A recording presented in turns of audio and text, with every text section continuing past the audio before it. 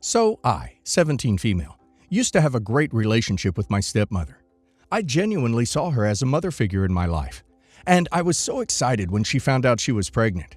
But everything changed in 2020 when I had to stay prematurely with my dad during the lockdowns because my mom is a surgeon. At first, everything was normal until my stepmother, Tammy, was about 4 months pregnant. She started snapping at me for no reason, and things that she didn't care about before now bothered her. Now, I wasn't a messy or loud person. I did everything I was asked and respected the rules without any backtalk. But no matter what I did, she got angry. It came to a point when she couldn't stand being in the same room as me. I remember I ended up staying in my room most of the time. I only left to do chores or get something from the kitchen. Even at that, she got mad. Like one day, she came into my room angry and started yelling that my room was so smelly it was making her sick. I pointed out that the only mess in the room was a half bag of chips, which caused her to burst out crying. As always, Dad babied her, then made excuses saying she's struggling over lockdown, pregnancy, and not being able to see her family. My mental health was extremely bad. I felt like I was a piece of trash that at any day my dad was going to throw away, and I was always scared my mom would get sick. It got so bad, my hair started falling out. The breaking point came when I was at the kitchen table. I was reading a story on my phone, waiting for my cereal to go soggy to eat it, when Tammy came in and huffed, then started cleaning loudly, complaining about a mess. The kitchen was spotless. Then she took my bowl and threw it in the bin, literally, even the bowl. So I just flipped and started yelling at her. What was her problem with me? And called her an aggressive ducking bee, among other things. My dad came rushing in and got between us, demanded that I leave the house, that I was never allowed near her kid. Dad walked me to my room, then said something that ruined our relationship forever. He told me that I must be doing something to Tammy because no one hates a kid for no reason, and if I kept stressing her, I'd have to move out. I then made a social media post asking someone for a place to stay, explained the situation in detail, packed a bag, then climbed out my bedroom window. Bungalow. After about 30 minutes, my phone started blowing up, but I just turned it off and went to a friend's house. I texted my mom off my friend's phone to let her know everything. She didn't call for 7 hours because she was in surgery. She said my aunt would pick me up the next day. My mom told my father that I was okay, that I'd be staying with my aunt for a couple of weeks till she could come home. Apparently, Dad and Tammy had to go door to door to my family and friends' houses looking for me. You know, after I made the post. Let's say they got a lot of crap. My grandparents still don't talk to him to this day. My aunt packed up my room because I refused to go back into that house. I've not spoken to my father in years or met my half-brother. Tammy and Dad still try to fix our relationship. Apparently sometimes, pregnant women get a hatred against people or pets for no reason. I'm turning 18 in 3 weeks, and a cousin's girlfriend asked me about inviting my dad, so I told her the story.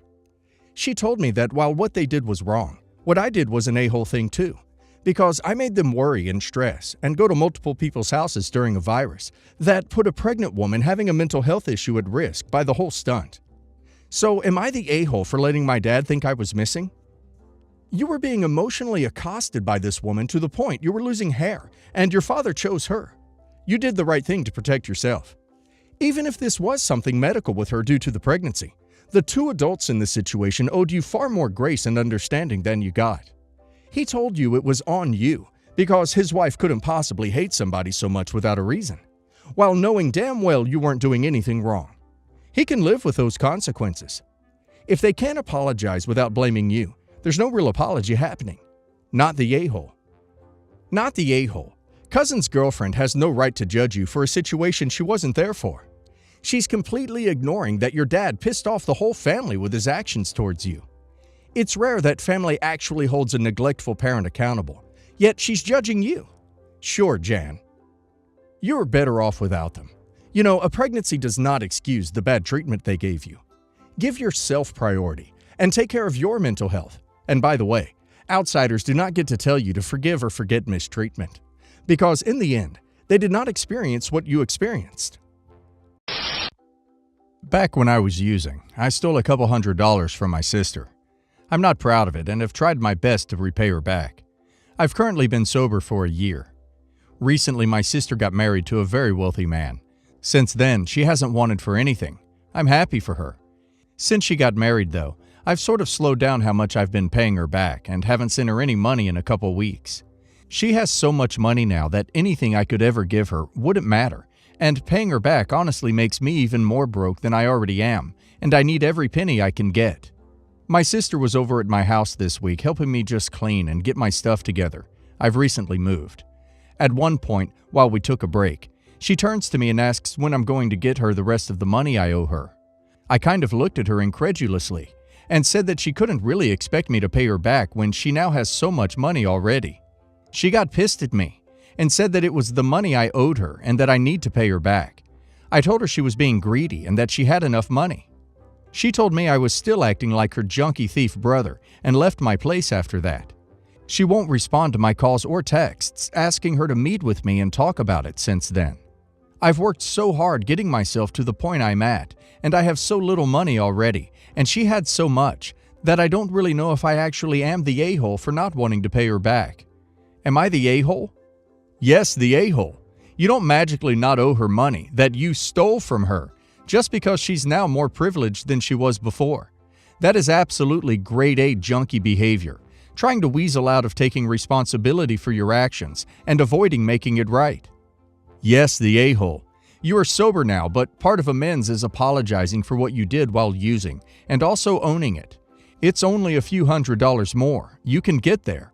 Keep paying her back little by little. It doesn't matter if you take a long time to pay her back, but if you don't pay her back small amounts on a regular schedule, then yes, you are still acting as selfish as your past junkie self. I'm sorry if that's harsh, but her having a rich husband has nothing to do with the fact that you stole from her. Yes, the a-hole. It's not about the money. It's the principle of the matter.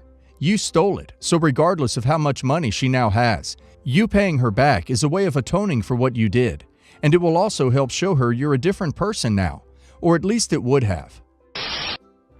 Background: split from ex and have 2 kids with her, both of primary school age. Due to a business windfall, we both live mortgage-free in our own homes. She works 3 days a week. The kids stay with me those 3 days. I work from home. We split the cost of the kids' stuff pretty evenly, agree a joint budget for Christmas and birthdays, split the cost of uniforms, clothes, activities, etc. I also pay her an extra £500 a month on top of this towards the running costs of her house, as she can only work part-time and she is keeping a roof over my kids' heads. She has a long-term boyfriend who is a mutual friend. No issues with this, and he has nothing to do with our breakup. She has said to me that they're talking about moving in together. He has a tendency to being a bit of a freeloader, which we discussed and she is aware of. And I know she isn't the sort of woman to take any crap like that. So I said that if they went ahead, then I would stop paying her the £500 a month and just stick it in the kids' savings accounts. But if things didn't work out and she kicked him out, that I would start paying again.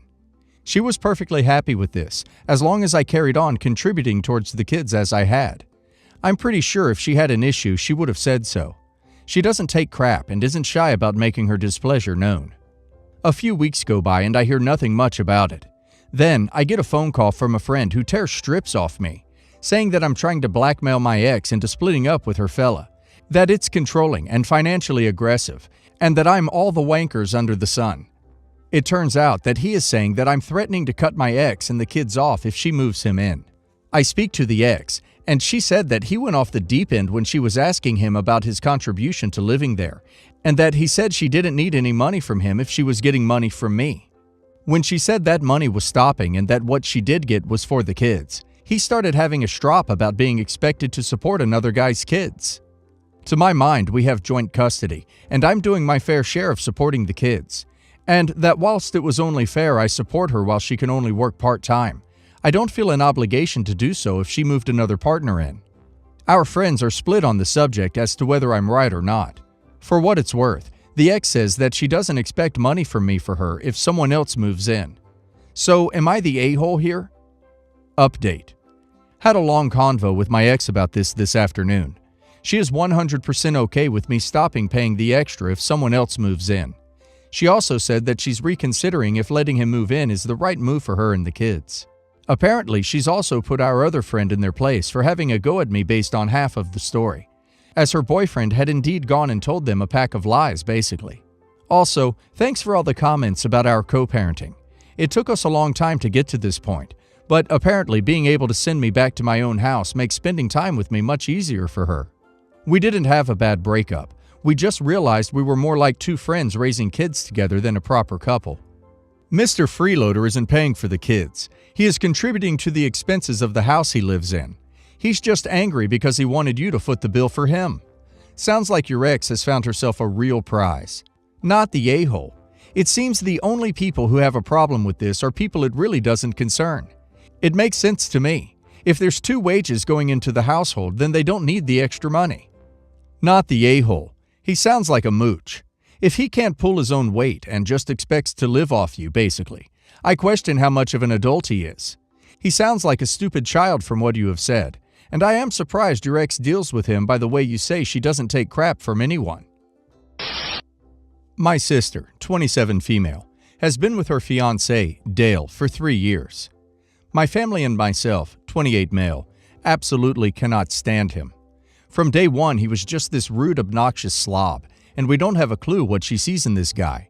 He's 30 and can't hold down a job for crap. Either he quits because he doesn't like it, or gets fired after many absences.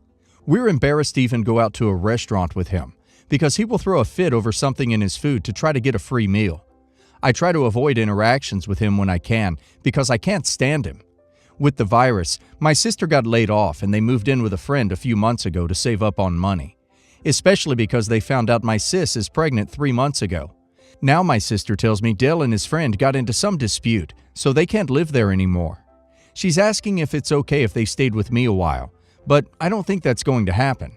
Aside from Dale being a jerk in general, I've heard he's an even bigger pain to live with. Before the virus, there was a whole drama with the landlord at his old place. Dale stopped paying rent and then was refusing to leave, even after being given an eviction notice. No idea how it went down, but he managed to stay there longer until the landlord could go through the whole court process to get him out. My sister told me all about it because she was having fights with Dale trying to get him to just leave already. The last thing I want is to invite that possible headache into my home, knowing what a freeloader he is. Might even be harder right now if I decided I didn't want him in my house anymore, with some places still putting evictions on hold. I told my sister my concerns. She swears Dale won't do that, but she couldn't even convince him to move out of the last place he was staying at. Now, I get she's pregnant, and I told her I'd be more than happy to give her a place to stay, just not Dale. She's pretty mad I'm not willing to help him out as well, and for not trusting them. They're supposed to be moving out by next week with still no place to go. I told my sister my offer still stands for her, but I can't accept Dale with his history. She says I'm an awful brother and can't believe how badly I'm acting in their time of need. Am I being an a-hole for going down this route? Not the a-hole. Dale, on the other hand, sounds like an absolute peach. I hate peaches. Not the a-hole. Dale sounds like a piece of work. I think you have the right idea, not letting him into your home. Good on you for offering a place for your sister, but I highly doubt she'll take it. If she does come to stay with you, put it in writing that Dale is not welcome in your home. Otherwise, she'll just let him in at some point and he'll refuse to leave. Make it clear you'll have him removed, by the police if necessary, if she tries this. You will experience nothing but frustration and aggression if you allow this guy in your home. Don't beat around the bush in regards to not liking or trusting him. Outright say he's clearly untrustworthy, lazy, and of poor character, and you will not be responsible for him in any way. Hello all. For the sake of the story, I'm changing names. There's me, 25 female. My fiancé, Scott, 27 male. His twin brother, David, 27 male. And David's wife, Tracy, 30 female. There's also my late fiancé, Thomas. Me and Scott got invited out to lunch by David and Tracy at the last minute yesterday. Conversation was normal for the most part, and we usually somewhat get along. At some point, Tracy brings up that an old friend of hers and Scott's has just lost his wife, and he was so young to be going through that. I kept quiet because I lost Thomas at 22. She noticed and said, "Oh yeah, well, I guess you kinda get it." To which I said, "Yeah, it's very difficult to go through that kind of loss, and we didn't even have kids. Friend has 3, so I can't imagine how hard that must be for him." The conversation started going in a different direction, and I thought that was it until David tried to show me a meme on his phone, when a text from Tracy popped up saying, "You're not a widow, oh my God." At which point, I just went silent again for a few seconds, then looked at Tracy and just said, "Really?" For context, I was in a relationship with Thomas for 7 years and went through a lot together, including homelessness. We were engaged and planning to get married after college. He died when his mental illness got the best of him, and it truly was the hardest time of my life. There is no word to define my standing with him when he died, so I often use widow because it's the closest label. But I didn't that day. I told Scott from day one that it's always going to be a part of me, but I loved him, and as long as there was communication and respect, we could make this work. She looked down at her phone and just said, "Sorry," to which I grabbed my bags and left. Here's where I may be the a-hole. On the way out, I said, "Tell that to the urn in my living room." And a few minutes later, I returned to pay my bill and then try to see if my fiancé was riding with me or them. I don't blame him for this. He was waiting on food and his bill. And she yelled across the restaurant, "Please, don't do this." And I said, "Tracy, you did this," and left.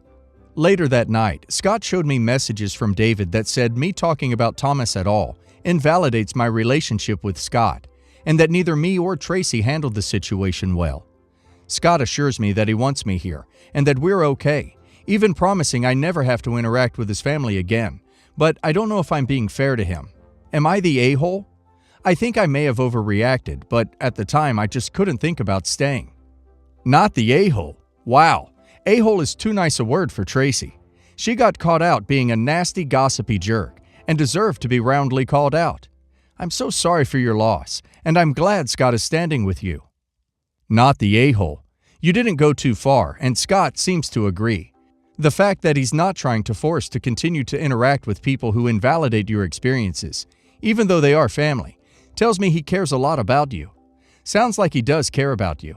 Also, you didn't ask for that. He offered it. We choose the people we love, and it sounds like he's choosing you. I, female 28, have a complicated relationship with my mother-in-law. She currently owns the home my fiancé, non-binary 28, and I live in, and she also owns the company we both work at. Last weekend on Mother's Day, my fiancé and I had our batch party because it was the only weekend all of our friends were available. We apologized to my mother-in-law, who I will call T. She was understanding, and I invited her over for a belated Mother's Day dinner as a way to celebrate. So I host the dinner, I make the food, I give her wine. The conversation is mostly okay. She keeps trying to sprinkle in politics here and there, even though she knows how much I hate it. My partner and I are very far left, and she is very far right. We can never see eye to eye, and she always ends up getting nasty. But I managed to redirect the conversation to other topics, all throughout dinner, until my partner excuses themselves to go to the bathroom. Then she looks at me and immediately brings up A. I explain calmly that I don't want to talk about politics, and she says this upsets her. I explained to T that I don't like discussing politics with her because we are very passionate about our views, and so is she, and we will never meet in the middle. She then goes off into this huge lecture about how that's the problem with America, etc. My partner comes downstairs from the bathroom as soon as she brings up A, and they start arguing. I excuse myself and go upstairs for 5 minutes to get away, hoping the situation will diffuse. It doesn't. So I go downstairs and I start doing dishes, loudly. They're still going at it, and it gets more heated. I raise my voice to interrupt them and I say, "I'm very upset. I just cooked this nice dinner for you for Mother's Day. I wanted us all to have a good night, and now this is happening. I specifically said I didn't want to talk politics." And T stands up, grabs her purse and says, "You're right, you did." And she leaves. I'm immediately distraught because I hate confrontation and feeling like I've done something wrong. Partner goes to follow her, and when they come back inside, they inform me that T said that she feels like I talk to her like she's a piece of crap. Partner explained that wasn't true, and that's just how I talk when I'm debating, and that I even do it with them. T then says I speak to my partner like they're a piece of crap. Partner explains that I set a boundary, and they broke it, and T says, "Oh, you girls with your rules and your boundaries," and then she drove off. I can't stop crying. I feel like I've done something horribly wrong. Am I the a-hole for not wanting to indulge her arguments? Should I have just shut up and let it happen? Not the a-hole. You two need to find a different place to work and live. You are too close to this toxic witch. You did not make anyone storm out. Mother-in-law chose to act like a jerk and then get dramatic when you tried to make the boundary stick.